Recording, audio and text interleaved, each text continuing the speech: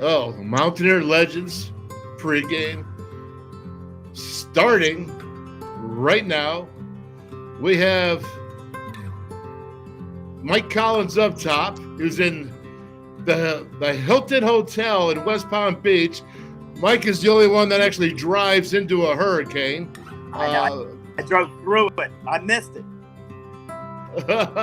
And we got the king here, the king DT, Darryl Talley, the legend. DT, how we doing today? You're down there, you're in Tampa, right?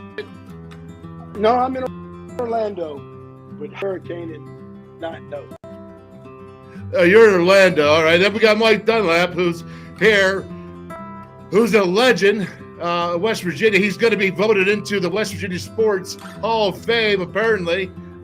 He is the host of Talk to the Mic, and he is here to go ahead and bring it to us. We got issues. We got Big Joz having issues down in Florida. We got, like I said, Mike Collins here. Honestly, I don't know why he drove into a hurricane. That's the way he played football in the secondary at safety. You know what you did, Mike? I know what you did. You went ahead and you put on those. You went ahead and you put on those big shoulder pads and a helmet, and he said, "Let's go, hurricane, you and me." Oh, like, DT, how you doing down there, man? How was the weather? The weather's fine, man. This way. I'm coming for you. You didn't have to evacuate, huh? No, we did not.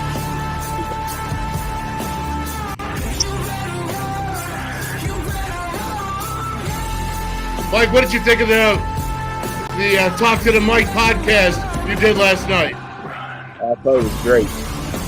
Yeah, Mike, well, it's because you had who? You had me on there, right? Oh, it was great. I don't know. We had DT without a show that I was on, and he said that I was the warm-up band for him. Hi, my name's James Commander, and I'm from Bethel Park, Pennsylvania. And when I'm back home in the Pittsburgh area, Coach Chris. Hey, We Coach had Chris right now. Pride at Parmar. There are literally hundreds of Parmar That is stores good in West stuff, Virginia, man. And Kentucky, you know what? We might Ohio, have some guys come in, and come even more out. on the way. They're having Download issues. the Parmar app to save even down to more. Snuggery, all that good food, stuff. Gas, So groceries, or whatever, we have you covered at it Parmar. is what it is. West Virginia proud and All ready right, to serve you. I see you there, There's not a Kelly. I Parmar see you, store near buddy. Now there will be soon. I'm listening to.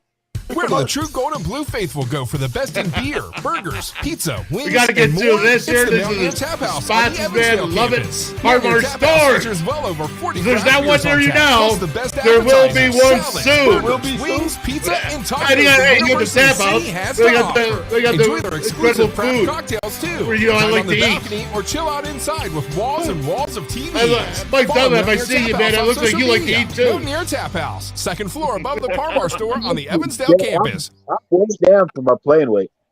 Oh, very good. Very good. And let's welcome everybody into Mountaineer Legends Pregame with myself, the Wolfman, and Big Joz. We have special guests here, Mike Collins, the safety. We have, of course, the king, Darryl Talley, King DT, and Mike Dunlap. And Mike was here. In fact, you got bloodlines here with Steve Dunlap, who's your uncle.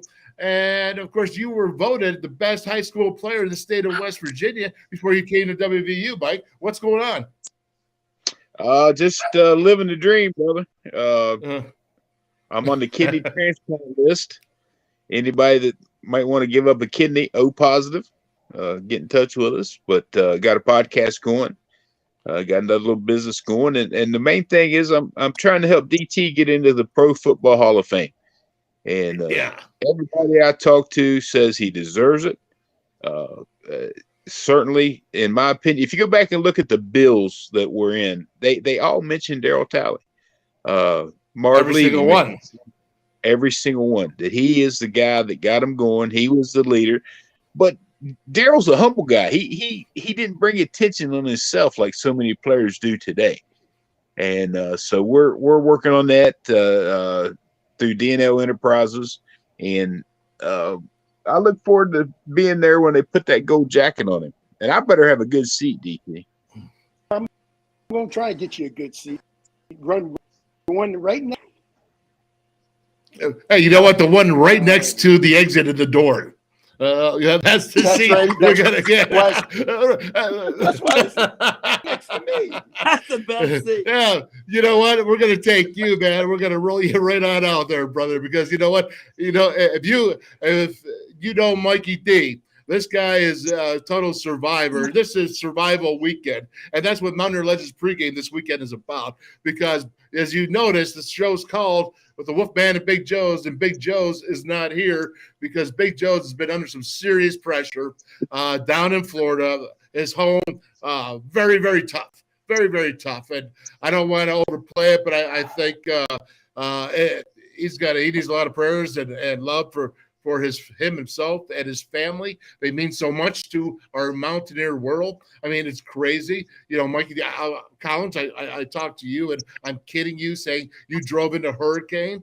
But you know what? I mean, it's just all over. You're in West Palm Beach right now, and you know it's going, and you're at the Hilton, and obviously, you know, there's life is coming around again. Business is just starting to come back. I'm sure there's a lot of first aid and all kinds of professional workers down there getting it going. I look at DT, who's in Orlando. Darryl, you know, you said that you had just a couple trees down, and it wasn't too bad. So some areas got crushed. Other areas, it doesn't look like it's too bad.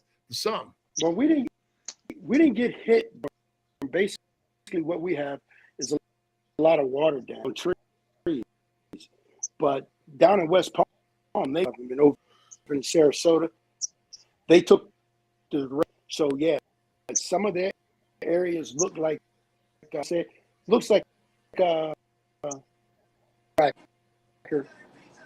been just ran across the grass. The tornado comes or the hurricane comes through, buzzes it right Darryl, straight to the ground. Yes. Yeah, What's that, Mikey D? Let me add something about Darryl. Here is a little known fact. Darryl Talley was a certified nurse and worked in the hospital. How many people knew that? Boy, I'll tell you what, let me say something about that. That just opened up Pandora's box. Okay, Pandora's box. I did not know that you were a certified nurse. And if you were coming in my room at night, I might be a little concerned. You know what I mean? It's you better be concerned. I'm not coming for no reason at all. There's a reason. Wow. Well, you know what? One more thing, Dale. You know, and I love DT, don't get me wrong, but as scary as he was when I was a kid, I get a phone call this morning, and Darryl's running a chainsaw. Now, how scary would that be? Well, let's just coming in. Wait a minute. Well, no. Let's hang on here, okay? Because I'm sure you have neighbors that are fairly close by, and I think they know your history, and I've seen you around a little bit. All the years you lived down there, like, man, he's got to change this. You see that? DT's got to change. Oh, man, let's go down somewhere. Let's go to the store. Let's go somewhere other than staying here at home because there's actually when I crack up, when I saw everybody turns around and looks and says, "Okay, cleared out the way now," because he like shit through good. Excuse my expression. That's all right, because we are keeping this PG-16, but we're gonna do our best. I always said that to you, and that's cool. All right, Mikey C, man, let's talk to you and let's get this ball game started. Okay. Virginia Tech. Okay, what was your overall feelings when you went ahead and thought about it, watched the game, broke it down a little bit? And what did you see mostly coming out? I'm talking about general themes now. We won't break that down till just a little bit, but general impression. I'm glad you said general themes because, the general theme, the previous thing about Townsend when we had this last conversation was we need to kind of establish ourselves defense to assert ourselves offensively, and we need to kind of see of who we are as a program, as a team. Excuse me, not as a program, but as a team, and who we are, and it kind of bled through to the next game with Virginia Tech. We stopped. The big thing that that I've been angry about is our second, their ability to cover, and we had a pick six. And so we did the things that we needed to do offensively, as far as dominating. So if we're looking back at the Virginia Tech game, it was kind of us, and they really established themselves as, okay, this is who we are. We run the football, and we have the ability to throw the ball because we have a capable. We are very good defensively against the run. Now, against the pass, excuse me, there's some. It's still a work in progress. Very good defensively against the run. We're sound special teams, so we're going to have to continue today. We're going to continue to grow. And if we can put those things together, particularly without, and I don't want to go to hell, but particularly since Quinn Ewers is not playing quarterback tonight, so I was pleasantly surprised, but I was pleased in the way that we played, in the way that we executed the phases of the football that we've talked about before. That Okay. So I'm going to go ahead and I put you on the spot on purpose because I'm going to play here right now. You're going to see Neil Brown is going to come on and give an overview of what he thought, and then DT, I'm going to come to you, and then Mike, I'm going to come to you after that. Recap on Virginia Tech, big win on the road. That's a tough place to play. It's the first time I've been there. It's a good atmosphere.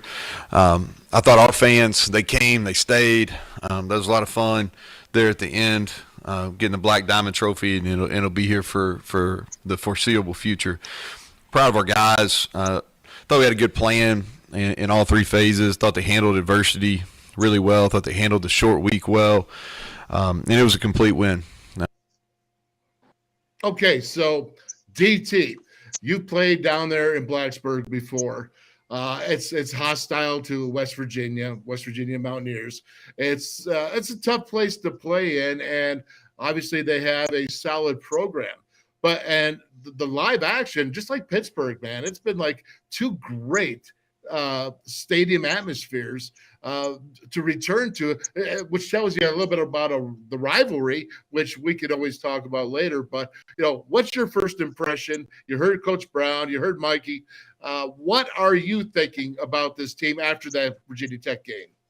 Well, I'm thinking we're first to the beginning that feels in the McCoys. And when we go play Virginia Tech, it's just about as bad as it is when you play Pitt. Bloodbath because you guys have recruited. You have a lot of the same guys who went to school with each other that talk trash to each other during the off season. It really drives. My roommate was Bruce Smith. Right. Prolific football player to come out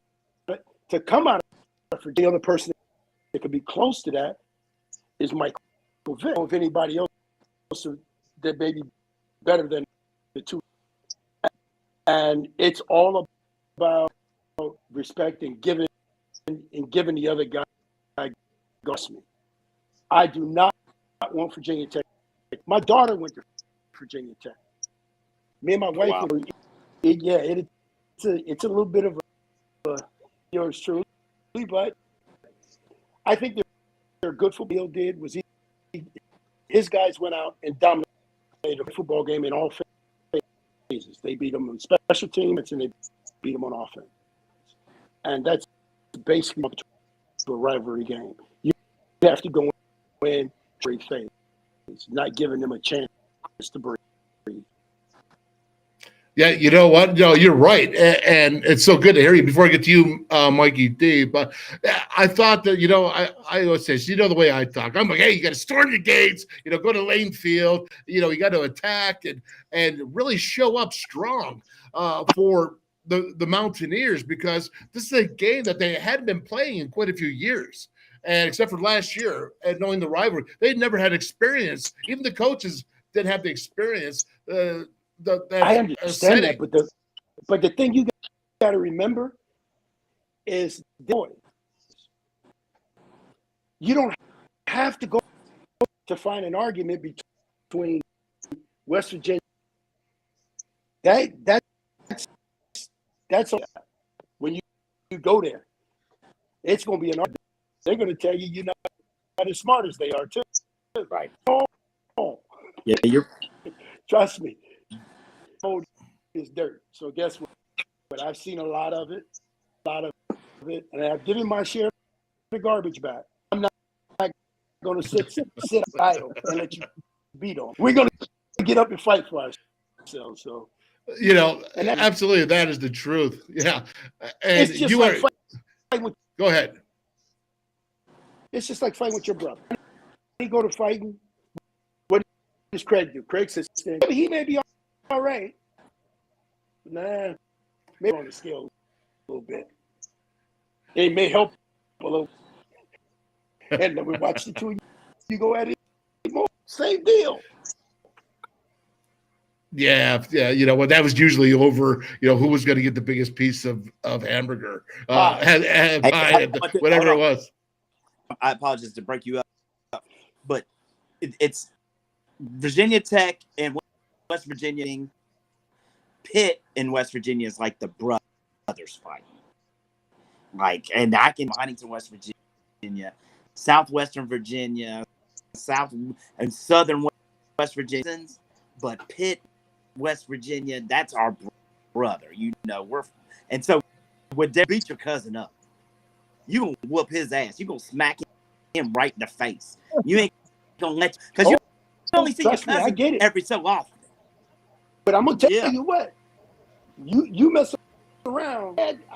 I've had them come up, and Mickey Fitzgerald, one number 44, he was about 260 pounds before. To be 250 pounds, it's 260 pounds. He was a fullback that came out of there, and I was this little light guy that was way under. Yeah. So I had such. So yes, I learned. That was always the game when I played, and I remember this and this is everybody in the locker room said particularly after my freshman year, you got to strap your helmet just a little tighter. They gonna hit you back. They don't, it's a little bit more. You don't matter what the record is, they come. So you better just strap it up just a little. That's why they caught Fields and McCoy. Yep. Yeah, right about that. And so Mikey Dunlap, let's go with Mikey D. You live down that way. You grew up with that whole Virginia Tech Blacksburg thing. I'm sure that they recruited you being the state player of West Virginia out of high school. So what's your thoughts and the feelings that you've experienced of the rivalry that's been there for years and decades, 50 plus years of playing? Yeah, Dale, I can still remember Jack Fleming calling him VPI. That's right. How. And they were the Gobblers before they were Hokies. But yeah, interesting story about they recruited me, and I had absolutely no intention of going to Virginia Tech. However, West Virginia played down there that year, so I went as a recruit to the game and walked in the Virginia Tech locker room and turned right around and walked across the field to the visitors' locker room, to the West Virginia guys. But, Virginia Tech is is a team that let's talk about the game. The things that stood out in my mind was they held Virginia Tech to 43 yards rushing, I believe it was, unheard of. And the fact that as far as the Mountaineers growing up, in my opinion, they got the ball on their own 2-yard line and drove 90-some yards and ended up kicking a field goal. And I think they've done that twice. And that tells me that there's a little bit of swagger, a little bit of bring it on, and that's what they need. Well, I'm going to tell you this. They better have a little swagger, and they better have a little bring it on, because tonight, they're going to need it down there at DK Royal Stadium. Now, let's check this out because of the fact that the Mountaineers early in the season have been looking for playmakers, especially on the defensive side, to pit game. If they would have had the playmakers that make those tackles in the open fields, just like last week, Jacoby Spells, man, freshman, just getting in there, making a big play. Let's check it out what Neil says. Defense player of the week was Jacoby Spells. We've been talking about making plays, and he was aggressive, jumped in front of the ball there, and really clinched the victory with the pick six. So listening to Neil, my contention is this. Now, when I was coaching there at WVU, we would talk about freshmen. They would go and DT, you tell me this, Mikey C, when freshmen would go ahead and try to catch the ball as a wide receiver or as a DB. And what would they do? To secure the ball, to secure the catch, they would fall down and not get those yards after catch, right? I mean, do you remember that? And you sit there, you're watching guys like, I have to secure this and I'm just going to fall. And you're like, why'd you fall? Well, because I wanted to secure it. So, but what you saw there with Jacoby Spells, second game that he's really played, he started out with Townsend. He got in there. Now, this cat jumped right in front of the receiver. I mean, he broke on that. And Mikey C, I'm going to let you talk about that, man, because, he didn't fall down. He had the vision of the field, and he went to where he needed to go to get that 6 points. And that's what we talk about, making plays. And usually that's hard to do as a true freshman. Absolutely. And Dale, that's been what kind of complaining about over the last couple of weeks is the fact that, from when you look at our corners, our first-year transfer players, and as a Division I Power 5 shouldn't even be the case. So it's really nice to see a corner at that position make a play and take one to the house. And man, that's honestly, if that's the key. That is the key to our defense. We need guys. We have players. We have players at the linebacker position who can pressure the quarterback, who can make there. But where our deficiency is truly at the corner. And so it's really nice to see a true freshman player, a 4-star recruit, step up and make a play. And, and that's selling the program too. Hey, if you can play, we gonna put you in. You can make a play. You make play, we're gonna keep you. You will keep playing. That's a really good thing. So, and if we can, in that area, we can continue to get. Bad thing about our team is we have the ability actually to improve. We haven't hit our ceiling, so it's the offensive side. We got a quarterback, we got a guy who's making plays, and now the lead, and now this year our offense is kind of leading. So if those guys can grow into that backs to grow into that position, we actually have an opportunity to Big 12 is wide open. You saw what TCU did to Oklahoma today. What Texas Tech beat Texas last week. I mean, it's wide open. And how about this? Kansas is number one team in the Big 12. So that's just kind of telling you, though, the league is wide open. Now it's now really tonight about rivalries and growing up and walking tonight. Yeah, and we're going to get into that area real short. Trust me. Grew up tonight. Hey guys, we're going to see who grew up. This is where, this is where it is. This is the big game. Virginia Tech are our rivals. Don't get me wrong. Now we're in. We need to win these conference games. And this is the main one. If we can get off to a good start, even though we lost to Kansas at home.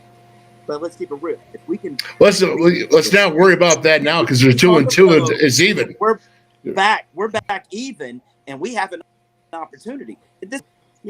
I'm cautiously optimistic. DT, what do you think?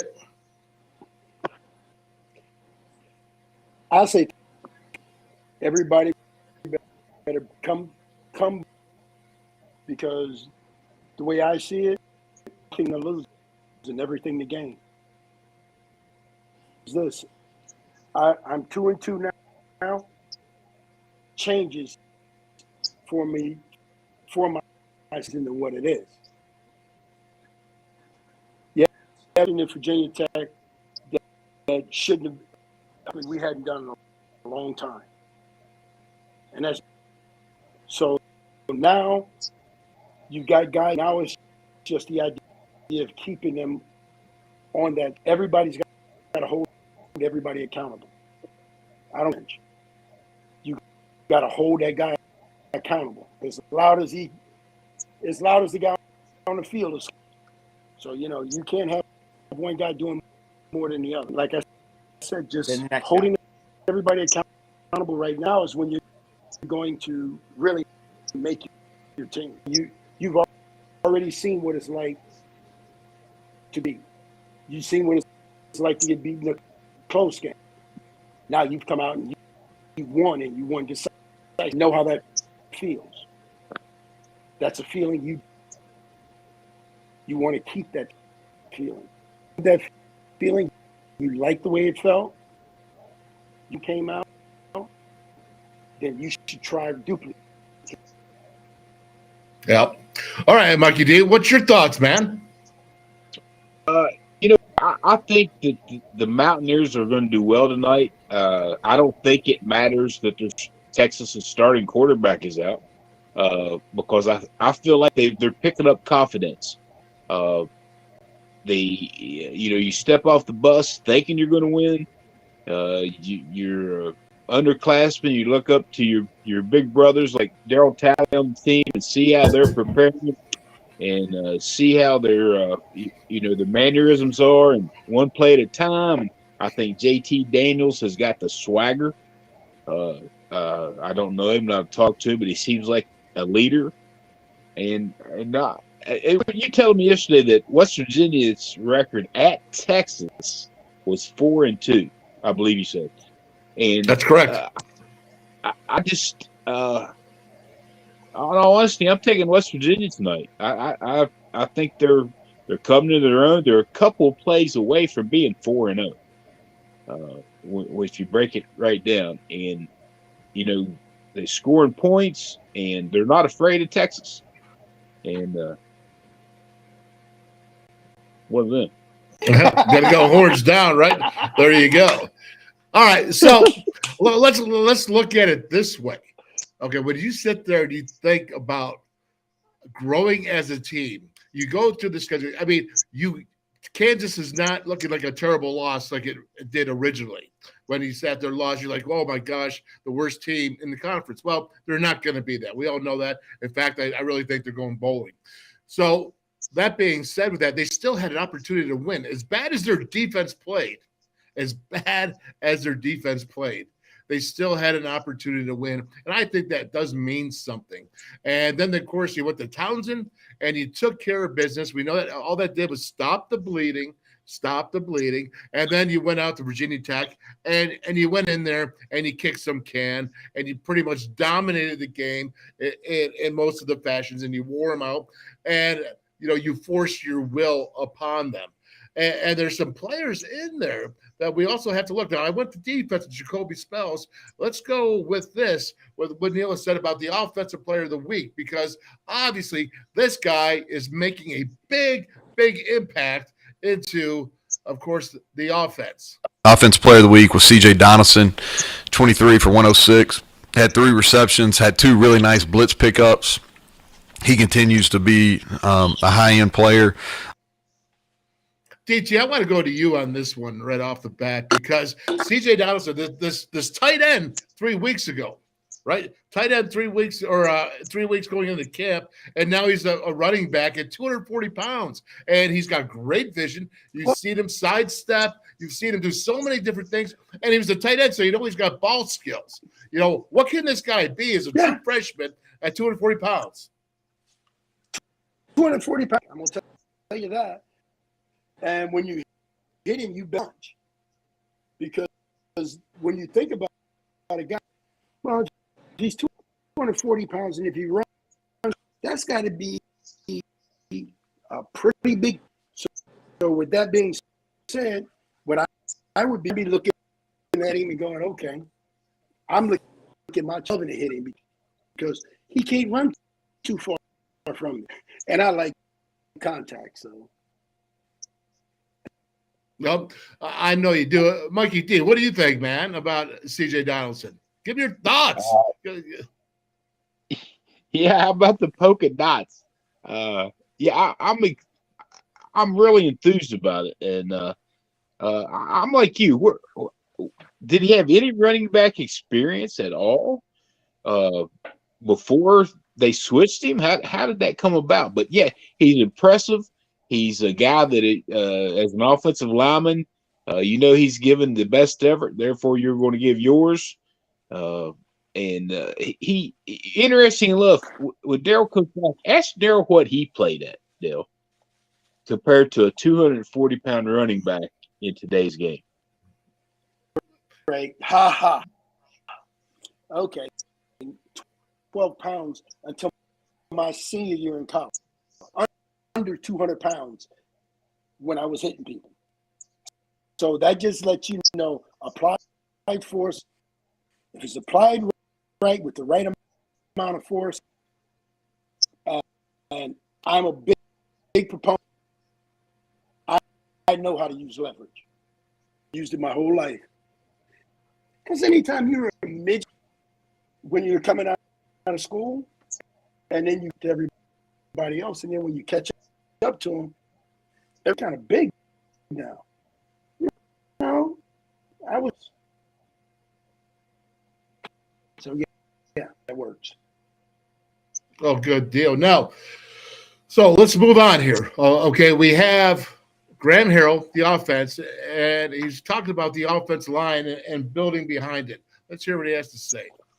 I think that, and I've said it since I've been here, I think our offensive line is probably what you'd build your team around. They've done a heck of a job. They get things headed up, and the running backs have done a good job just always going forward. I think that's been something that's really helped us in the run game is I don't feel like we've taken many negative yards runs.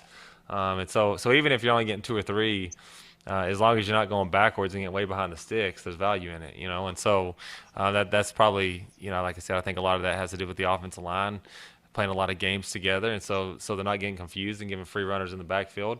Like I said, and those ball carriers getting going forward. Okay, so Mikey Collins, listening to that, we saw what the offensive line did in the running game against Virginia Tech. This defense, especially the interior of the Texas Longhorns, is pretty fierce. They're too deep for top defensive linemen. And, what are your thoughts when you think about what this offensive line, they're coming around, they're playing good. They went against a pressure package defense like Virginia Tech, but I'm not quite sure that defense is what the Longhorns are right now.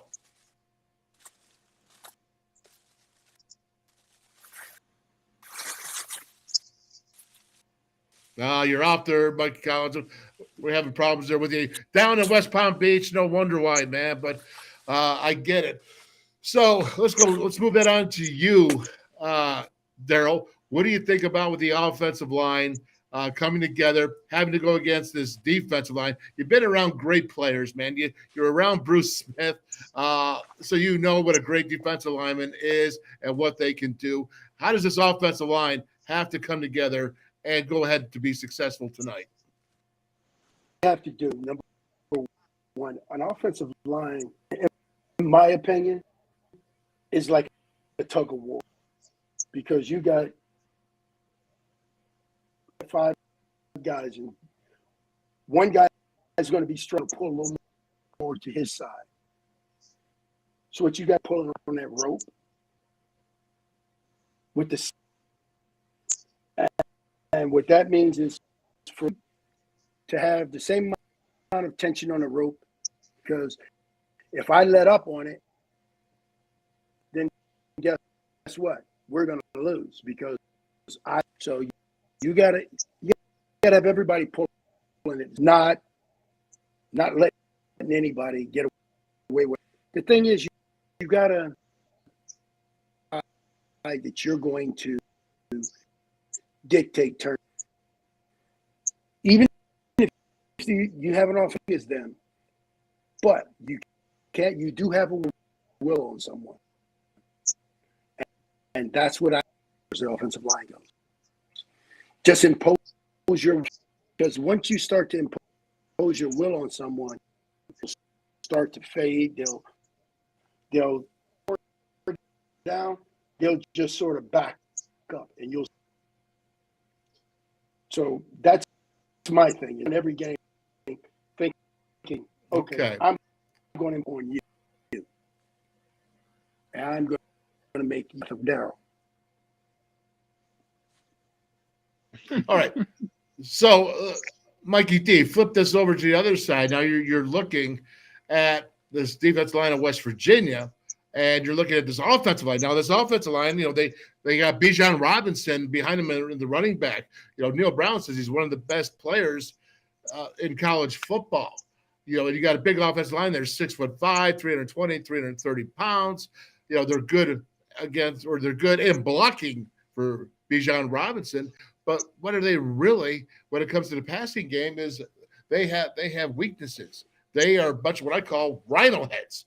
You know what a rhino head is, right? As an offensive lineman that likes to stick his nose into other people's business, right? And not take sit back and take that picture. DT, I know you loved rhino heads because you could work around them so quickly, so fast. But that's what I see here. I think that the West Virginia defensive line and the bandit, Jared Bartlett, Liddell Carr, they have to go ahead and make the most use of that because if they don't, then you got Xavier Worthy out there. You have all these receivers for the Texas Longhorns that absolutely will blow by pretty much most defenders. So they got to put pressure on this quarterback, and it looks like it's going to be Hudson Card here. So Ewers is not going to play. So that is good news. But how much they have to get in there and make it happen for this defense to be successful? Yeah, I seen talking about Texas, and he said the running back he felt like maybe was the best player in college football, and the Texas defensive line went 6 deep with NFL talent.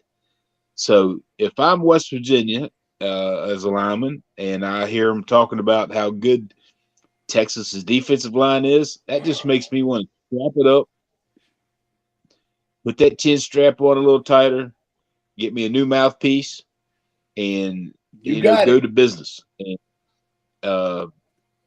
so that it's going to be a key. I think the West Virginia's offensive line is playing with a lot of confidence. I think Graham Harrell is a great offensive coordinator, is certainly getting the job done, and he's going to find a way. If we can keep Texas from hitting the home run plays, the tailback going 80 yards or the wide receiver you mentioned, maybe the fastest guy in college football, you're saying? I think so. Greased lightning.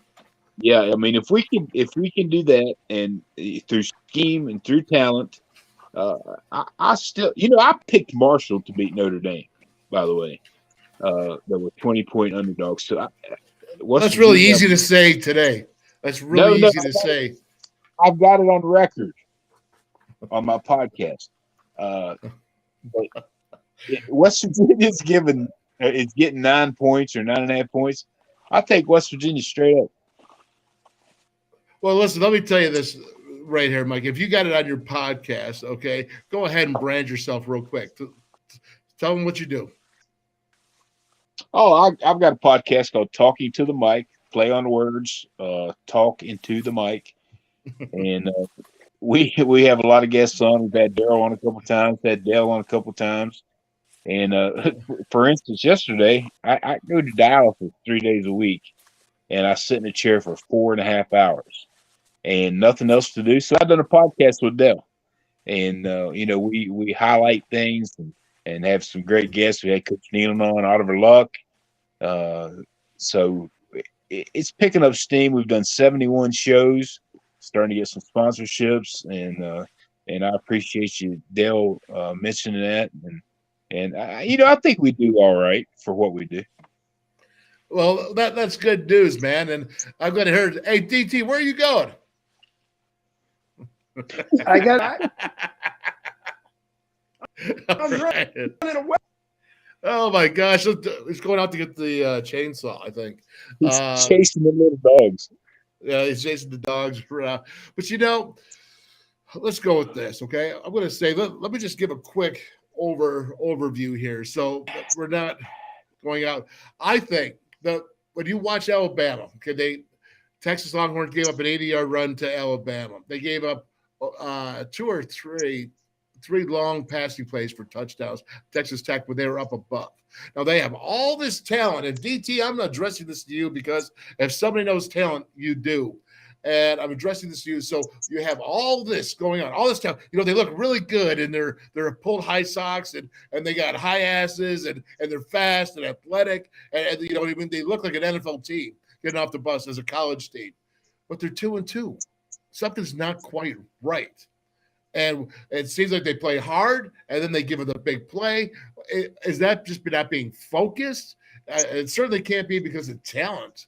What do you think? Darryl Talley, the king, what do you think? What do I think it's just the idea that from K. Stevenson, one of my very first, he was a head coach, and having perfect practice, because perfect performance. If you don't practice perfect, anticipating to have a perfect. So what that means, pay a little more closer attention to detail. We may look good. We may have all the window dressing there. Actually start to put it down on paper and let somebody see it and read it, then we haven't done it. Because we're there for everybody to see each and every week. Give them a sample size of last week. Okay, since this week, I'm going to play special teams next week. Doesn't happen that way. You got to play every week. Got to play every week. Got to play every game. Because when you watch them against Alabama, I mean, they played hard, man. They played physical. But then you saw them give up the big play. And when it actually came time to make the big play at critical downs, at critical times, you saw that Alabama made them and Texas did not. That is correct. But Darryl, let me interject here. Darryl, when it comes to somebody else, Alabama made the plays, like you said. Don't you believe, Darryl, that you learn to win and that carries over into your play? I mean, just learning to win. Yes. Nobody comes out of the womb knowing how to win. And basically what that means is you to get to where you want to go. Them out, then now you try and refine and become better at them than everybody else. So yes, I do think they got a heck of a chance. Okay. Mikey D, let's just go here. Now, you think of Bijan Robinson. They got Rashawn Johnson. Bijan's averaging 6 yards per rush. Rashawn is averaging 5 yards per rush. He plays the Wildcat quarterback. What does the defense have to do? I mean, you think about your Lee Koba, your middle linebacker, or your Jared Bartlett, you're the bandit. What are you doing to go ahead and shut these great running backs down? And DT, you got to answer this question too, because you're, obviously you face the great ones of greats. But these guys are greats in college. These guys, as Neil Brown says, he thinks that they are, of course, the best in college at their spots. So, Mikey, you go ahead and go first, man. How do you shut these guys down? You're the defensive line, you're the backers, you're in the box. How do you win the box? Well, first, in my opinion, first thing you got to do is you've got to follow the scheme and game plan that the coaches put together. You've got to have confidence in it. You might have to make adjustments on the fly, but stepping off the bus, and you always talk about defensive football is reactionary football. Well, sometimes it needs to be assignment football. If I'm the middle linebacker, every chance I get, I hit their tailback. It doesn't matter if he's walking back to the huddle or looking for a Gatorade. If I can legally hit him, I hit him and wear on him. Defensive backs, don't give up the big play. The bandit, if I'm the defensive coordinator, I make him an integral part of this game. They've got their second string quarterback in. Let's put the pressure on him. Let's show confidence in our DBs. Go man up, and what did Denny Brown used to call it? Sick 'em. Just bring the house and see if it works. If not, make an audible. Never stop believing, and just think that if you don't get it done, when you get off the bus, DT will be waiting on you. And that'd be enough to scare you to step up your game.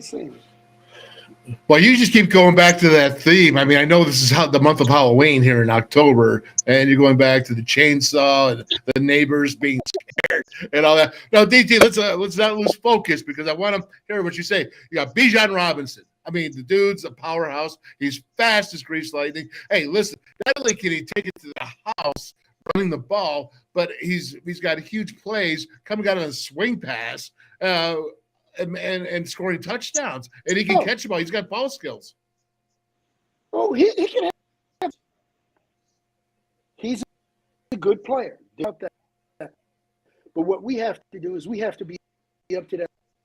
We got to take our middle linebacker and say, okay, that's your best player out of the game. We're going to take one of our guys, assign him to you.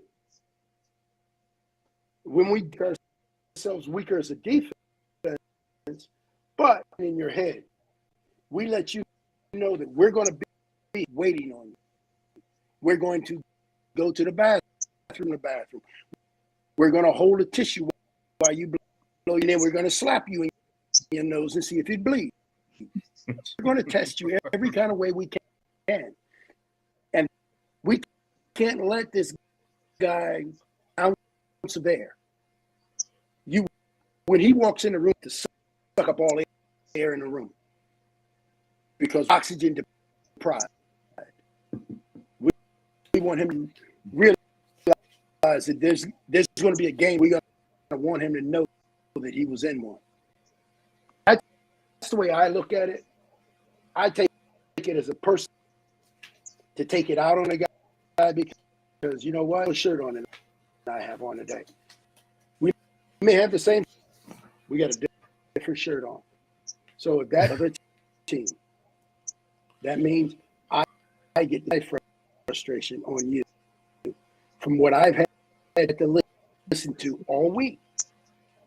And I think a week, of preparation to get ready. And during that week, you're going to hear so much guys do this. This guy's a big dude. Got to run. He loves to push you after the play. You know, they're going to have all of this down for you. So when you get the scouting report, pay close to what. He who doesn't pay close attention, you pay close attention. You don't want him not stood, or you don't want to be misunderstanding him. Okay, let me ask you. They want to understand him. Let me ask you this: who's the best running back you personally had to go against, or the top ones? Who are the guys that stand out to you where you had to stand up and maybe lift your game up some to make sure that you had to do your part to stop that person? Wow. Very interested to hear this. That would be better. Kind of interesting question, but for me to ask, who's the best running back I've ever played against?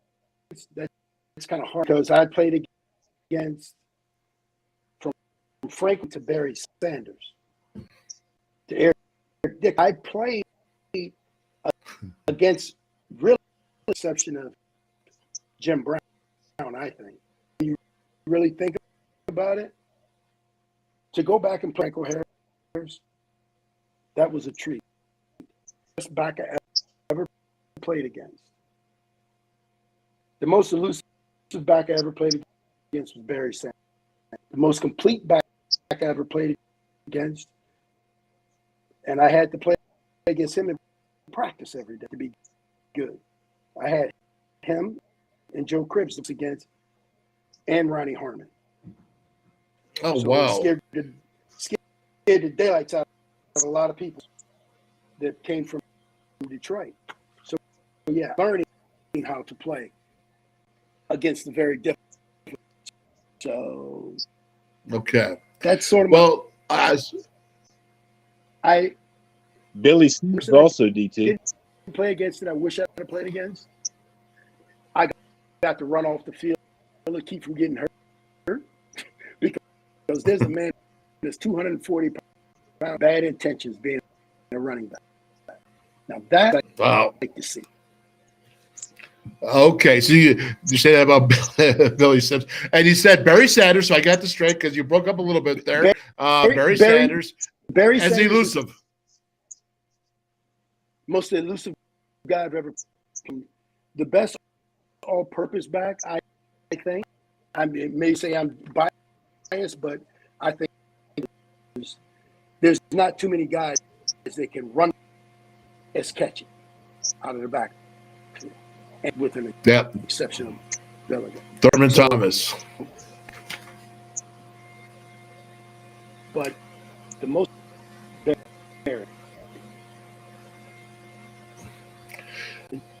then you had to worry about Penn. I mean, I played against Walter Payton. Dude made and in preseason made him got up, cheered. Walter Payton got up off there in the league. Got up off the ground, rolled around, patted me on my butt and said, "Don't worry, I'll be right back." Son. Back there, ran the next play. Guess what? He get cards. He told me on the way off the back, my boy is going to get the ball for me. From a lot of the great ones. Anytime in her butt, tell him that's a good tackle. Made him fumble, and he comes back in the game and they say, "I told you I'd be back." What do you say to that? What?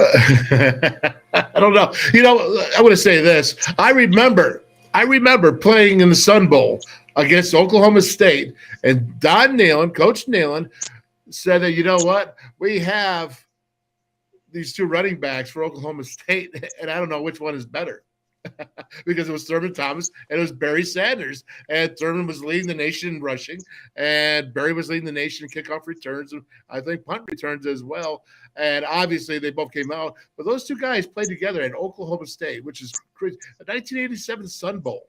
1987 Sun Bowl, and Thurman was a senior. You know Thurman, and as you know, I know Thurman too. And that guy, he could during the Sun Bowl, I'll tell you a story. He came on the bus and he just started. This is like out at it was a nightclub.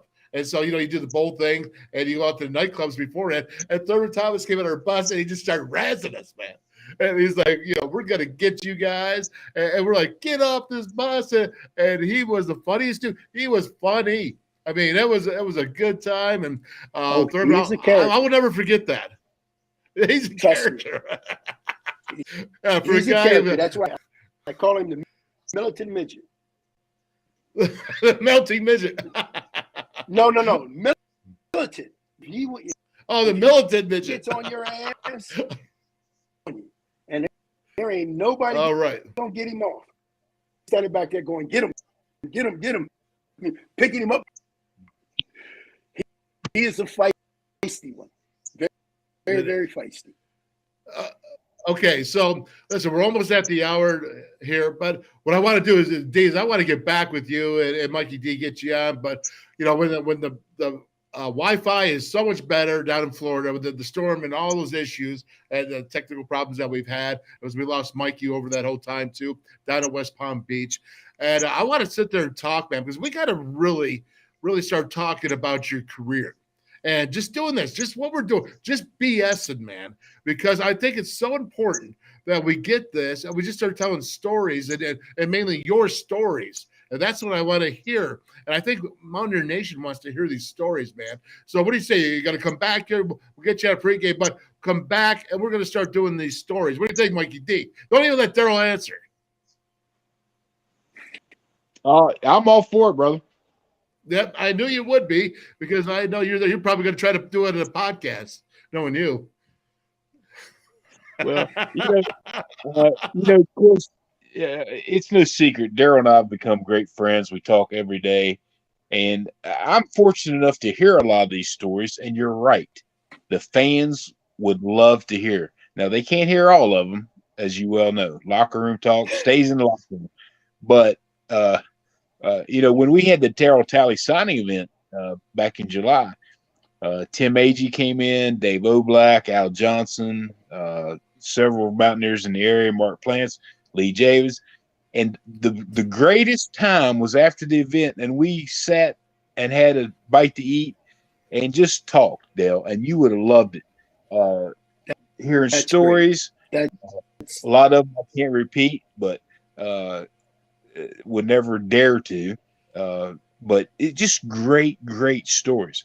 And I enjoy this. I've got a face made for radio, and no one's going to disagree right now. Yeah, I'm not looking for an argument. What you shaking your head for?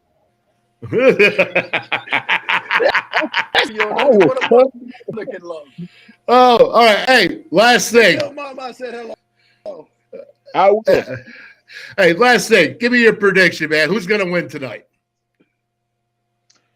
I'm going to go West Virginia, 42, Texas, 35. Ooh, it's going to be back and forth to you. What do you think, DT? 24 WVU. Say it again. 35 to 24. There you go. 35-24 WVU. And I am going to go with WVU, and it's going to be overtime, and it's going to be 42-41. I don't even know how that adds up. That's going to be overtime. That's what I'm going to say. I'm going to say it's overtime, and we're going to win. I don't know how the scores add up because I can't multiply anyways.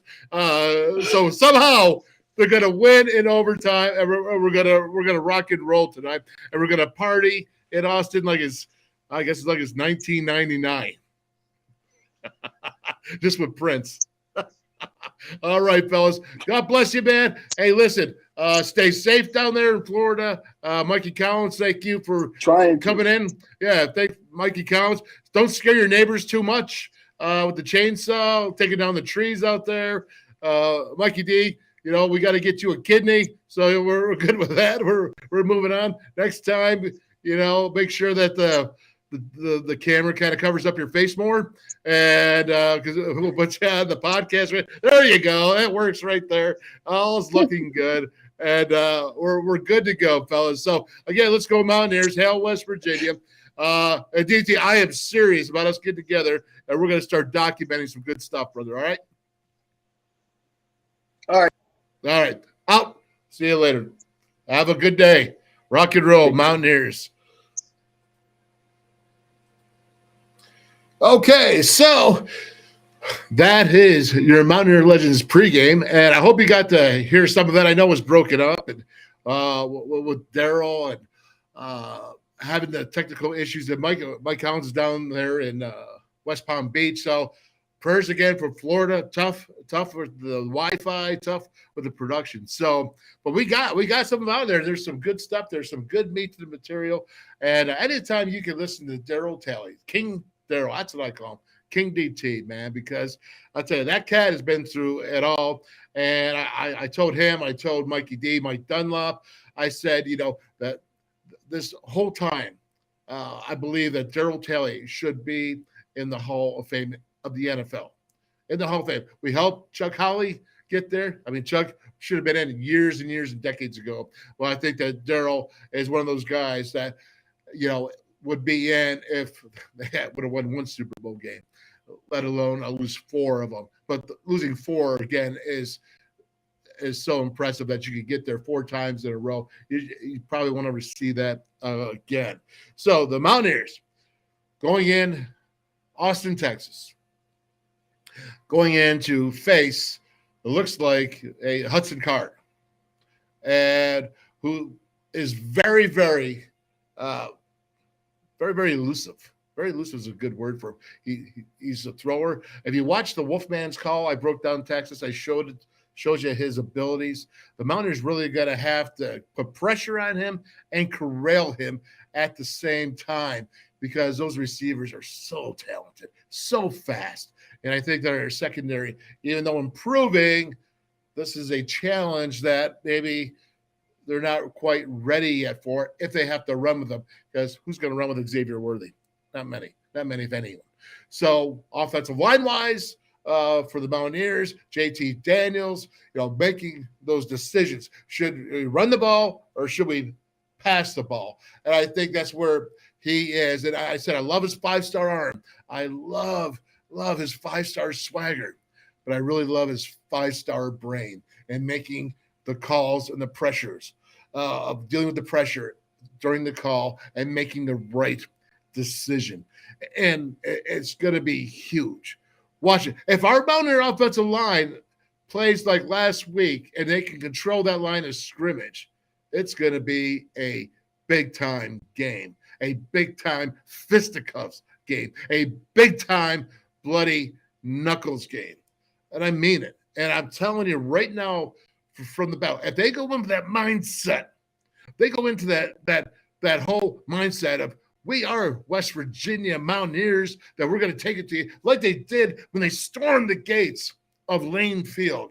If they have that offensively, defensively, special teams, and they play smart and they play with a rage, but it's a controlled rage. It's a rage that if they do that and they go ahead and they think through what they're doing and they're using their fundamentals, their bent knees, their flat backs, right? Hands inside, penalties, no penalties, or as few penalties as possible. Less than Texas.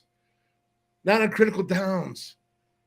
Let them make the mistakes. Let them make the penalties. Hey, first down is it. Tonight is about first down.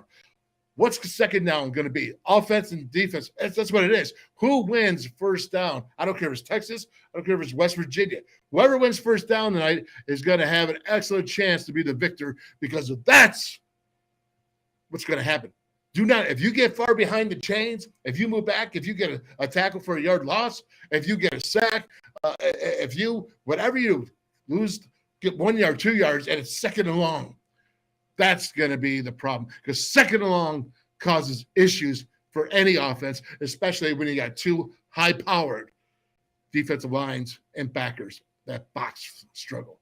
But here's the good news, my friends. Here's the good news. At least I hope this is the good news. When I watch Pitt game and I watch Virginia Tech, Texas, a lot of schemes the same. They like that traditional pro style offense of what I call gap blocking, of blocking down one lineman and the uncovered lineman pulls. You've seen him. Either he kicks out or he hooks, doing the counters.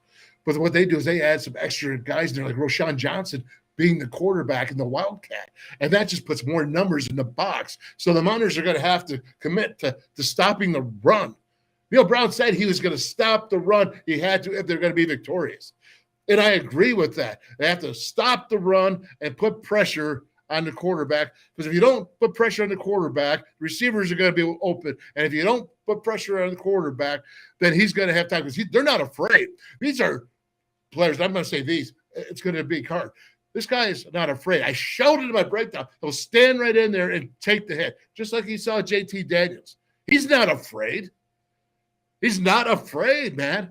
And if you got to go battle that guy, then you can't be afraid either. But you also can't get a stupid penalty of hitting him late. Now, you want to get him out of his rhythm, because any quarterback, if you go to see Tom Brady, and if you see when his losses, when he's struggled the most, it's because he's had pressure in his face.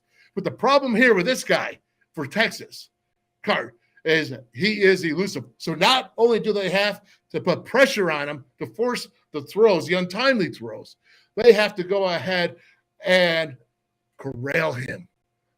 They have to fill those rushing lanes, because if you don't, they will big play you all day, all night long. They will big play you all day, all night long. And what I was talking about with DT, I love talking to DT, man. That is just awesome. It's just really cool. It's royalty, man. It's blood royalty, DT. So when you're talking to him, man, and if you don't go ahead and stop them every single play, the short yardage, and don't give up those big plays, you got a chance. Mountaineers have a chance if they take it. Just like DT. I asked him specifically, how do you stop the best running back you ever played against? And he gave you a list of Barry Sanders and Thurman Thomas and, talk about Billy Sanders with bad disposition and all that good stuff. But how do you stop? Well, he gave you the recipe. It's in your mind. It's in your mind. And the great ones have that in their mind. And they know how to stay focused for the occasion that they're meeting. I mean, I'm telling you flat out. I asked Darryl that question, hoping to get a very cool response, and he gave me the right exact response that you want to hear from any defensive player, man. Any defensive player is that we're going to rise. We don't care if Bijan Robinson is averaging 6 yards per rush. A lot of that crap is against the University of Louisiana Monroe. Okay? We don't care as a defensive mind, because I know that I am not afraid to stand up and blow my back if it's even up against the wall. Because down there in Texas, there's going to be 100,000 fans wanting you to fail as a Mountaineer. Wanting you to fail. So you got to blow your back up. It would be like DT. I'll tell you what, Neil Brown, Coach Brown, I'll tell you this. You got to bring DT in for some type of speech to the team and say, this is what greatness is. I have highlights for him. I'll give it to you, the highlights, because this is what greatness is. This is a Mountaineer that achieved greatness. This is a Mountaineer that will kick your can and look at you and say, not today, homie. Not today. Not today, man. You're not coming over here. Not today. I'm Darryl Talley. And that's why he's the king. And he just told you exactly what's up with being the king and how you defend this. Because you don't give in mentally. Because if you're mentally prepared, your body's going to be prepared. They go hand in hand. It's a correlation. Hand in hand. Mentally prepared, physically ready to go. And that you can go ask Brian Jozwiak when he gets back. Prayers for Joe's, right? We're missing Joe's here at our broadcast today. Big bad Jozwiak. So prayers for him and his family down there in Florida. But Jose will tell you the same thing. You got to have it here, man. You got to have it ready. I could go down the line. All the great ones. They tell you it's in your mind, man. It's you make and determine who you are. You do as an individual. That's the Mountaineers right now, young brothers. They have to determine who they are. They can go and win this game. We can't.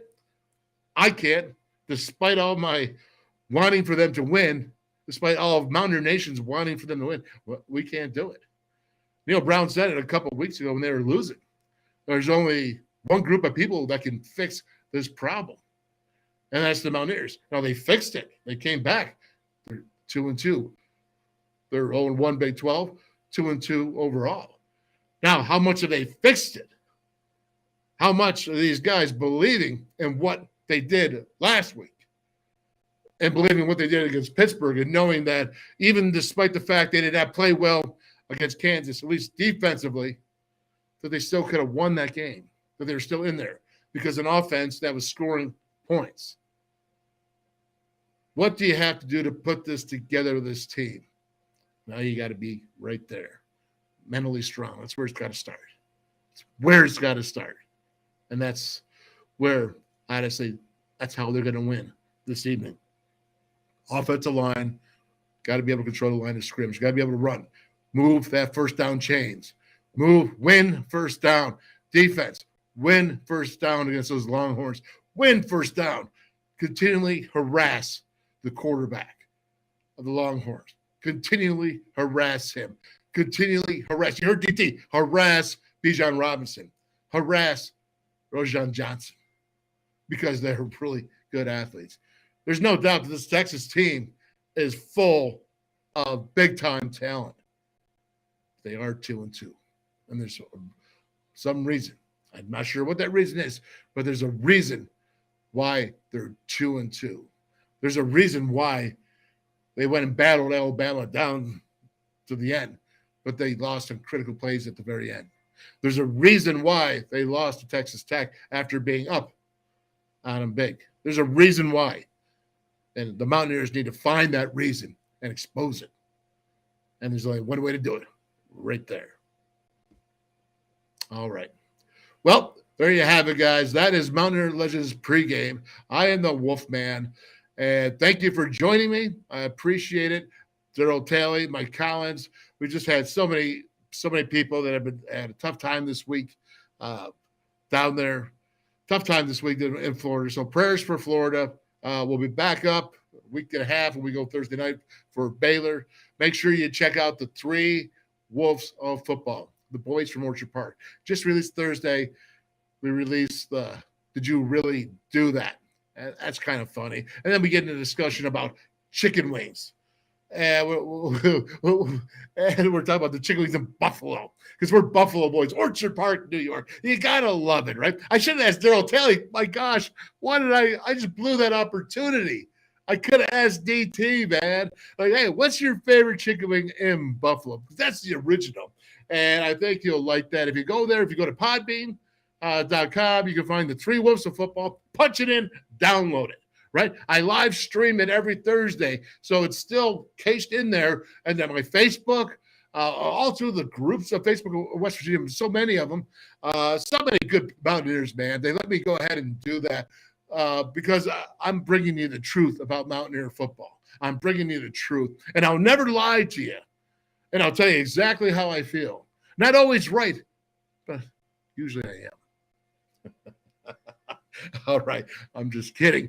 Not really. So, my friends, Mountaineer Nation, we're 2-2. We got to go fight like the dogs. Got to go fight like the dogs. Hey, if you got time, check out the Wolfman's Call that I did for the Texas Breakdown. That's on Facebook too. So, let's get after it. Let's keep going. God bless you. Prayers for Florida. Prayers for Mountaineer Nation, man. And we all keep going. It's tough times here. So that's it, my friends. Have a great night.